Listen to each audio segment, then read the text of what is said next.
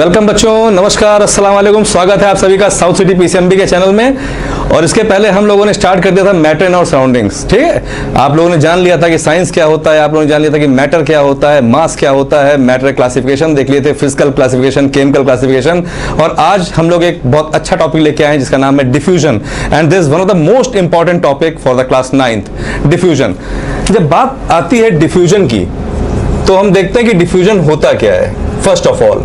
ठीक है, लेकिन आपको मालूम है शुरुआत डिफ्यूजन से नहीं होती है, शुरुआत होती है इफ्यूजन से। किससे होती है? इफ्यूजन से। कंफ्यूज्ड? यस, ये टर्म ही नहीं है, ये टर्म है, आएगा आगे।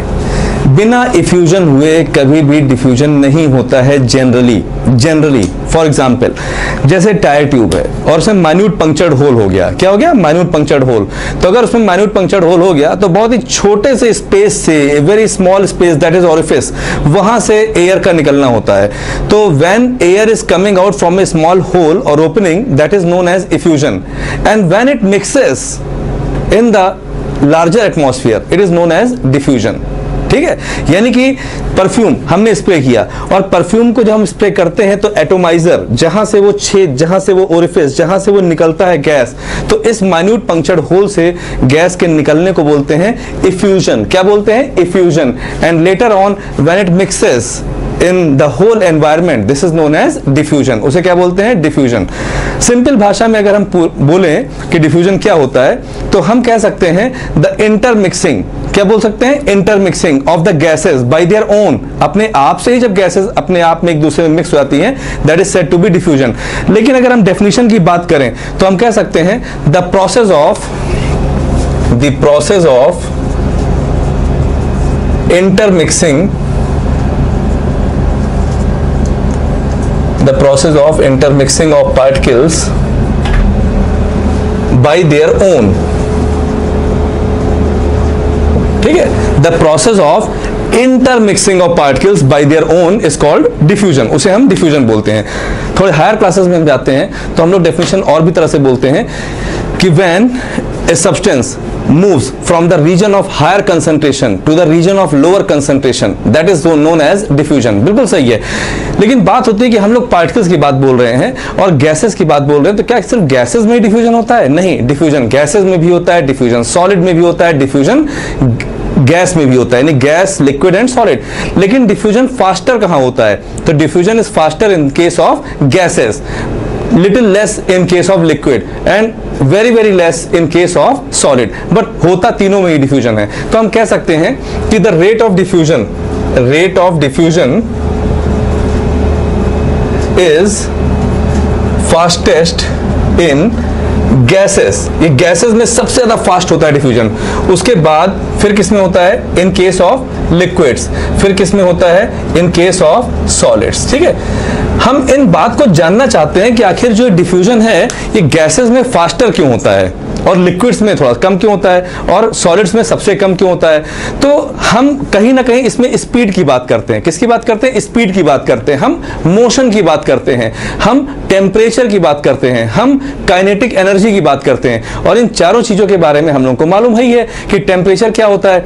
टेम्परेचर इज बेसिकली जो डिग्री ऑफ हॉटनेस और कोल्डनेस ऑफ एनी सब्सटेंस की, सब्सटेंस का टेम्परेचर होता है वो उसके हॉटनेस या कोल्डनेस पे निर्भर करता है। जैसे किसी का 27 डिग्री सेल्सियस टेम्परेचर है, हम टेम्परेचर को रेज कर रहे हैं तो 30, 40, 50, 60, 70, 80 ऐसे बढ़ जाता है। अगर उस टेम्परेचर को हम लो डाउन करते हैं तो क्या होता है? 27 से 20, 10, 0, -10, -20, -30। तो एक बार टेम्परेचर लोअर स्केल में आता है, एक बार टेम्परेचर हायर स्केल में आता है। और इसको मेजर जनरली हम लोग डिग्री सेल्सियस में करते हैं, बट एसआई यूनिट क्या है इसकी? केल्विन है। ये आप लोगों को पहले से मैंने बता दिया था। रही बात काइनेटिक एनर्जी की, काइनेटिक एनर्जी, पोटेंशियल एनर्जी, दो एनर्जी है। Potential energy is the energy possessed by its position. ठीक है, स्थितिज ऊर्जा, यानी कि वो एनर्जी जो किसी के पोजीशन से होता है, that is known as potential energy. जैसे क्षमता, पोटेंशियल का मतलब क्षमता, how much potential you are having, that means how much potential energy you are having.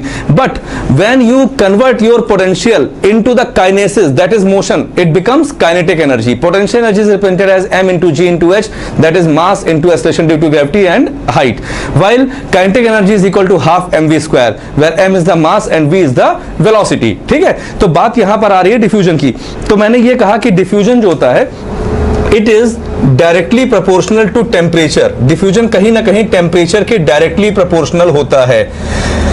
Directly proportional का मतलब या डायरेक्टली प्रोपोर्शनल का मतलब क्या होता है, यानी कि जैसे हम टेम्परेचर को इंक्रीज करेंगे, as we increase the temperature the rate of diffusion also increases. ठीक है, जब हम टेम्परेचर इंक्रीज करेंगे तो रेट ऑफ डिफ्यूजन भी इंक्रीज करेगा।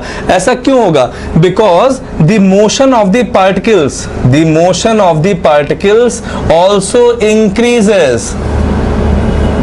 ठीक है, और मोशन कैसे इंक्रीज हो रहा है? It is due to the increase in kinetic energy. It is due to the increase in kinetic energy, because kinetic energy is directly proportional to temperature. जैसे जैसे हम टेम्परेचर को बढ़ाएंगे वैसे वैसे काइनेटिक एनर्जी बढ़ेगी। काइनेटिक एनर्जी बढ़ेगी तो मोशन ऑफ द पार्टिकल्स भी इंक्रीज होंगे, और ऐसे में जो रेट ऑफ डिफ्यूजन है that will also come to increase. यानी कि काइनेटिक एनर्जी कहीं ना कहीं टेम्परेचर से कोरिलेट करती है। टेम्परेचर के घटने से काइनेटिक एनर्जी घटती है, टेम्परेचर के बढ़ने से काइनेटिक एनर्जी बढ़ती है। काइनेटिक एनर्जी बढ़ रही है तो मोशन ऑफ द पार्टिकल भी इंक्रीज कर रहा है, और अगर मोशन ऑफ द पार्टिकल भी इंक्रीज कर रहा है तो इसका मतलब कहीं ना कहीं रेट ऑफ डिफ्यूजन जो है वो फास्टर हो रहा है। और हम जानते हैं कि गैसेस के बीच में negligible intermolecular force of attraction होता है, लिक्विड के बीच में थोड़ा ज्यादा होता है, सॉलिड के बीच में बहुत ज्यादा इंटरमॉलिक्यूलर फोर्स ऑफ अट्रैक्शन होता है। तो ऐसे में जो पार्टिकल्स होते हैं वो बहुत ही क्लोजली पैक्ड होते हैं। ठीक है, ऐसे में जब हम टेम्परेचर बढ़ाते हैं तो थोड़ा सा लूज होते हैं, और जब वो थोड़ा सा लूज होते हैं तो ऐसी कंडीशन में उनकी पार्टिकल्स की स्पीड इंक्रीज होती है, और जब इंक्रीज होती है तो वो धीरे धीरे पूरे वातावरण में क्या होते हैं? घुल जाते हैं। ठीक, तो इस तरीके से हम लोगों ने देखा कि डिफ्यूजन कैसे कैसे होता है। अब हम लोग मेनली देखने आ रहे हैं कि डिफ्यूजन तीन चीजों में, यानी कि diffusion in gases, diffusion in liquids and diffusion in solids. तो जब बात करते हैं डिफ्यूजन गैसेस की, तो जैसे कुकिंग ऑफ फूड, किसकी बात कर रहे हैं? Cooking of food. या हम बात कर रहे हैं स्प्रे ऑफ परफ्यूम का स्प्रे करना, या हम लोग बात कर रहे हैं इंसेंस स्टिक का जलना, इग्निशन ऑफ इंसेंस स्टिक। ठीक है, तो होता क्या है, एक सिंपल सी बात देखो, जैसे कि ये एक अगरबत्ती है, ठीक है, this is an incense stick. मैंने कहा यहां से बताओ कि इसकी स्मेल चमेली की है या गुलाब की है या इसकी सैंडल की है, किसकी है? आप कहोगे सर उतनी दूर से हम कैसे बता पाएंगे? डेफिनेटली आप कैसे बता पाओगे कि क्या है, क्योंकि इसकी स्मेल वहां तक स्प्रेड नहीं हो रही है। But once we ignited this incense stick, जैसे इसको जलाएंगे क्या होगा? इसका एरोमा जो है वो वातावरण में घुलता चला जाएगा। Here there is a higher concentration of the spices of the incense stick, और जब वो जलेगा तो उसकी जो भी स्मेल होगी वो पूरे वातावरण में हायर कंसंट्रेशन से लोअर कंसंट्रेशन की तरफ फैलेगी या इंटरमिक्स होगी एयर में, and air will be the medium which will spread all these. ठीक है, और ऐसे में क्या होगा? आप बता सकते हो कि yes sir it is sandal, it is rose, ठीक है, या ये चमेली, कौन सा है ये? It depends upon the fragrance. और वो कैसे होता है? Because of diffusion. कि क्या होता है, जब हम फूड को कुक करते हैं तो जो हॉट सिजलिंग फूड होता है उसकी स्मेल स्प्रेड करती है और हम जान जाते हैं कि क्या बना है। ठीक है, तो इस तरीके से परफ्यूम भी अगर हमने बॉटल ऐसे रख दी तो you can't tell what is, but once you spray the perfume आप बता सकते हो कि उसकी स्मेल क्या है। क्यों? क्योंकि वो वातावरण में मिक्स हो जाती है। इवन आप सिनेमा हॉल में भी कई बार जाते हो तो वहां पर भी आपको मालूम हो जाता है कि लोगों ने क्या खाया है। अब मैं ये नहीं बताऊंगा कैसे आप जान जाते हो, पर आप जान जाते हो किसने मूंगफली खाई है, किसने मूली खाई है। ठीक है, ये कैसे मालूम चलता है? Just by diffusion. और डिफ्यूजन से पहले क्या हुआ होगा? Yes of course you are right, effusion हुआ होगा। किसी ने इफ्यूज किया होगा, वातावरण में डिफ्यूज हुआ, और वो सीधे सीधे आपके ऑल्फैक्टरी इंडिकेटर्स के द्वारा, आपके नाक के द्वारा, और आपने उसके ब्रेन डिटेक्ट कर लिया कि ऐसा क्या हुआ। तो this is diffusion of the gases. अब गैसेस में ऐसा क्या हुआ? इसलिए क्योंकि जब पार्टिकल्स के मोशन बढ़ते हैं तो तेजी से स्प्रेड करते हैं। ठीक है, अब हम बात करते हैं डिफ्यूजन इन लिक्विड्स के बारे में। ठीक है, तो लिक्विड्स की डिफ्यूजन की बात जब हम करते हैं तो उसके लिए हम एक एक्टिविटी देखते हैं। वो एक्टिविटी आपके क्लास में है भी शायद, I think yes there is activity, show the effect of temperature on diffusion, कि what is the effect of temperature on diffusion, कि टेम्परेचर क्या इफेक्ट है। लेकिन उसी को हम लिक्विड के केस में देखते हैं। आप 2 बीकर ले लीजिए या 2 ग्लास लीजिए, simply just to take 2 glass tumbler. ठीक है, एक में एकदम आईसी वाटर रखिए, बिल्कुल ठंडा पानी रखिए, या नॉर्मल वाटर भी आप रख सकते हैं, या 3 कर दीजिए। एक में आप आईसी वाटर रखिए, एक में आप नॉर्मल वाटर रखिए, एक में आप हॉट वाटर रखिए, और पोटेशियम परमैग्नेट KMnO4। ठीक है, ये आता है ना, लाल कलर कंपाउंड होता है, अभी आप लोग धीरे धीरे जान जाओगे। KMnO4 ये फॉर्मूला है इसका। KMnO4, ठीक है, इसे बोलते, ये पोटेशियम है, ये मैंगनीज है, ये ऑक्सीजन है, ये 3 डिफरेंट एलिमेंट से मिलकर बनता है। तो जो पोटेशियम परमैंगनेट होता है, इसके थोड़े से कण हम ले लेते हैं और इसको तीनों ग्लास में हम डालते हैं और हम पाएंगे कि जो गर्म है, जो गर्म ग्लास है, पानी है, ठीक है, उसमें क्या होगा, जो पोटेशियम परमैंगनेट के पार्टिकल से बहुत तेजी से स्प्रेड करेंगे and we will find that the motion of the particle of the potassium permanganate and the motion of the water are in opposite direction. दोनों क्या है, अपोजिट डायरेक्शन में है और बहुत ही जल्दी उसके पार्टिकल पूरे गर्म पानी में डिफ्यूज कर जाएंगे। क्यों? क्योंकि टेम्परेचर ज्यादा है ना, and temperature increases the rate of diffusion और धीरे धीरे पोटेशियम परमैंगनेट पूरे पानी में फैल जाएगा। लेकिन जो ठंडा वाला होगा उसमें थोड़ा कम टाइम लगेगा, ठीक, मतलब ज्यादा टाइम लगेगा। और जो आईसी वाटर है उसमें तो बहुत ज्यादा टाइम लगेगा डिफ्यूज होने में। क्यों? क्योंकि जब टेम्परेचर बहुत कम रहेगा तो ऐसी कंडीशन में डिफ्यूजन विल बी स्लोअर, ठीक है। तो कहीं ना कहीं डेंसिटी का भी प्रभाव पड़ता है। डेंसिटी का मतलब क्या होता है, जैसे सपोज जो भी आपने सॉल्वेंट मॉलिक्यूल लिया है या पानी लिया है या कोई भी लिक्विड लिया है, उसकी डेंसिटी कैसी है। अगर डेंसिटी ज्यादा है, डेंसिटी मतलब हिंदी में जो हमारे यूपी बोर्ड के बच्चे पढ़ रहे हैं, डेंसिटी का मतलब होता है घनत्व। क्या होता है? घनत्व, ठीक है।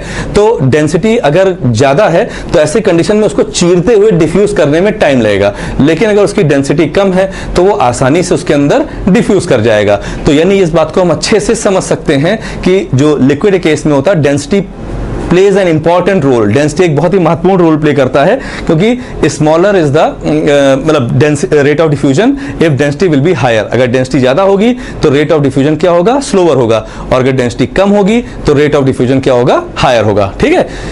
तो ये बात हमारे लिक्विड का हो गया। इवन आप डिटॉल का एग्जांपल भी देख सकते हो। डिटॉल को ले लो और एक ठंडे पानी में और एक गर्म पानी में एक एक ड्रॉप डाल के देखना। आप घर पे, इस समय छुट्टियां भी चल रही हैं और आप देखोगे आराम से उसमें कि इसमें गर्म पानी में हमने डिटॉल के ड्रॉपलेट्स डाले हैं, वो बहुत तेजी से फैल रहे हैं, और जो ठंडे पानी में डाले हैं, it is taking much more time, ठीक है।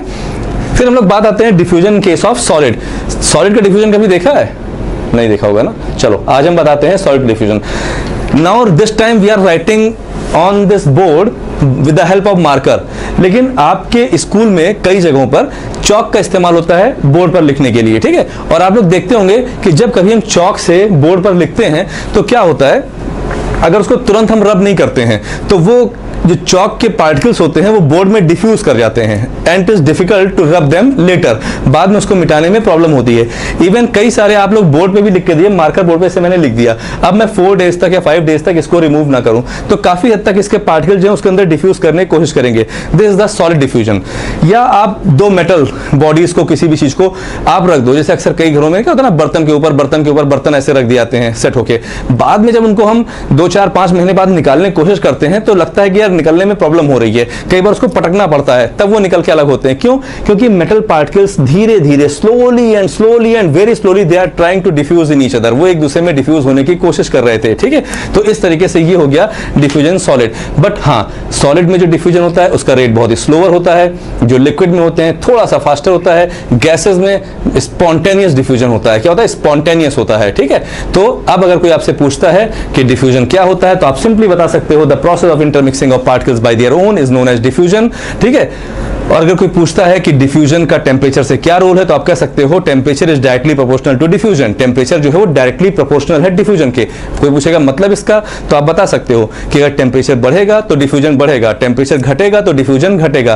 कोई पूछता है डिफ्यूजन जो अगर सॉलिड गैसेस में उसका एग्जाम्पल बताओ तो आप बता सकते हो कि the food preparing in the kitchen, जो फूड खाने किचन में बन रहा है उसकी जो हॉट और सिजलिंग स्मेल है वो हमें सेवरल मीटर्स अवे तक भी हमको महसूस हो सकती है। It is because of the diffusion.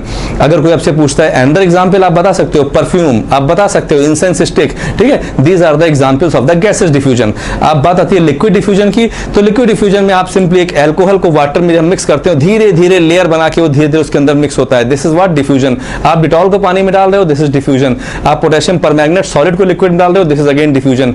आप नींबू यानी लेमन को आप स्क्वीज करके उसके जो रस है उसको डाल रहे हो पानी में, दिस इज व्हाट डिफ्यूजन। और सॉलिड का डिफ्यूजन आप बता सकते हो कि बोर्ड पे जब हम चौक से लिखते हैं तो अगर काफी दिन तक उसको रिमूव नहीं करते हैं, उसके पार्टिकल उसके अंदर पहले एब्जॉर्ब होते हैं और उसके बाद धीरे धीरे एब्जॉर्ब होने की कोशिश करते हैं, but they are unable to do so because the rate of diffusion is very very slow, because the intermolecular force of attraction between the solid molecules are very high. ये बात समझ में आ गई आप लोगों को? ठीक, वेरी गुड। तो अब हम लोग चलते हैं, नेक्स्ट है जो हमारा कि what are the factors which are affecting the rate of diffusion. वो कौन कौन से फैक्टर्स हैं जो रेट ऑफ डिफ्यूजन को इफेक्ट करते हैं। Factors affecting the rate of diffusion. ठीक, कौन कौन से फैक्टर्स हैं जो हमारे डिफ्यूजन के रेट को इफेक्ट कर रहे हैं। ठीक है, तो एक फिजिकल स्टेट कहीं ना कहीं है। तो जैसा फिजिकल स्टेट मैंने आप लोगों के लिए रखा है बहुत सिंपल भाषा में कि solid diffuses into liquid, solid diffuse करता है लिक्विड में, whereas liquid diffuse into liquid faster. ठीक है, और लिक्विड लिक्विड में फास्टर डिफ्यूज करता है। तो यानी कि सॉलिड को अगर हम लिक्विड में कर रहे हैं तो वो फास्टर हो रहा है, लिक्विड लिक्विड में और फास्टर हो रहा है। ठीक है, तो फिजिकल स्टेट, तो फिजिकल स्टेट में अगर हम ये देखते हैं तो उसकी बात यही करते हैं कि कैसा उसका नेचर है। जैसा भी हमने पढ़ा ना, diffusion, solid diffusion, liquid diffusion, gases. तो अगर सॉलिड नेचर है तो सॉलिड सॉलिड में तो स्लोली डिफ्यूज करेगा ही ना, लिक्विड लिक्विड में थोड़ा फास्टर डिफ्यूज करेगा, और गैसेस गैसेस में बहुत फास्टर डिफ्यूज करेगा। तो यानी कि जो भी फिजिकल नेचर है, जो भी फिजिकल स्टेट है मैटर का, वो कहीं ना कहीं इस बात पर निर्भर करता है कि डिफ्यूजन का रेट कैसा होगा। सेकेंड थिंग कहीं ना कहीं है टेम्परेचर। ठीक है, वो तो मैंने अभी आपको पहले ही बताया था। The same point is here also, यानी कि first is physical state, first point is physical state, whether जिसके अंदर डिफ्यूज होने जा रहा है, यानी कि जो डिस्पर्स फेस है और जो डिस्पर्शन मीडियम है वो कैसा कैसा है। ठीक है, ये फर्स्ट पॉइंट है। सेकंड है टेम्परेचर। क्या है? टेम्परेचर। ठीक है, और जिसको मैंने बताया था it is directly proportional to diffusion. ये डिफ्यूजन के क्या है? डायरेक्टली प्रोपोर्शनल है। Higher the temperature more will be the rate of diffusion. और तीसरा कहीं ना कहीं फैक्टर है, दैट इज डेंसिटी। वो क्या है? डेंसिटी। डेंसिटी में क्या होता है? यानी कि हमने बताया कि डेंसिटी अगर ज्यादा है, more the density, the rate of diffusion will be slower, and higher will be the density, the rate of diffusion will be, नहीं sorry, more the density the rate of diffusion is slower, yes correct, and higher the density the rate of diffusion is lower। इतनी बात समझ में आ गई। तो ये हमारा density पे कुछ पार्ट वो था, मतलब मैटर था जो आपने देखा, और डिफ्यूजन वाले मैटर को देखा। तो कुल मिला के डिफ्यूजन टर्म्स आपको बहुत अच्छे समझ में आ गया होगा। हमारा जो नेक्स्ट टॉपिक होगा वो हमारा होगा characteristics of particles of matter, जो हम लेकर आएंगे आपको नेक्स्ट वीडियो में। अगला वीडियो भी आपके लिए बहुत इंटरेस्टिंग होगा, और इस पूरे चैप्टर को हम लोगों ने 6-7 टॉपिक्स में डिवाइड कर रखा है। बहुत आसानी से सारे टॉपिक्स को हम आपके सामने फिनिश करेंगे, और आप इसको पढ़ने के बाद अगर आपके मन में कोई क्वेरी आती है, कोई क्वेश्चन आता है जो आप सॉल्व नहीं कर सकते हैं, तो यू कैन कमेंट। ठीक है, आप उसको कमेंट कर सकते हो, we will definitely give the answer, हम आपको उसका आंसर देंगे। ठीक है, और जो भी टॉपिक आप इंटरेस्टेड हो पढ़ने में, और वो क्लास 9th या 10th का टॉपिक हो, तो आप उसे हमको भेज सकते हो, हम उस पर वीडियो बना के आपको देंगे। बस आप लाइक करना मत भूलिएगा, सब्सक्राइब करना मत भूलिएगा। और ऐसे वो बच्चे जो कहीं पर नहीं जा सकते हैं, दूर हैं, या उनके आसपास टीचर्स अवेलेबल नहीं है, तो वो यहाँ भेज सकते हैं, यानी कि उसको देख सकते हैं। अब बात ये आती है कि why this video only, why South City PCMB only, there are so many channels, why only PCMB? इसलिए क्योंकि हम लोग आपके साथ जब जुड़े हुए हैं बच्चों, तो हमारा मेन उद्देश्य है कि हम आपकी प्रॉब्लम को सॉल्व करें, सिर्फ अपना ना बताएं। ठीक है, कि हम क्या जानते हैं, that is not enough word ही नहीं होता है। ठीक है, बात ये होती है कि together we can make it a difference, हम दोनों मिलकर इसको अलग कर सकते हैं। तो जो मेरे थॉट्स हैं मैं आपको बताऊंगा, और जो आपके मन में क्वेश्चंस है वो आप मुझे बताएंगे। ठीक है, लेकिन मैं देखता हूं कि जब हम लोगों के पास लाइक्स कम आते हैं तो कहीं ना कहीं हम लोग भी डिसअपॉइंटेड होते हैं। तो आप अधिक से अधिक लाइक करिए और अधिक से अधिक शेयर करिए, और डेफिनेटली आप जिन टॉपिक्स को बताएंगे उन टॉपिक्स पे हम वीडियो तैयार करेंगे और आपके सामने रखेंगे। ठीक है, तो see you in the next video, take care, bye.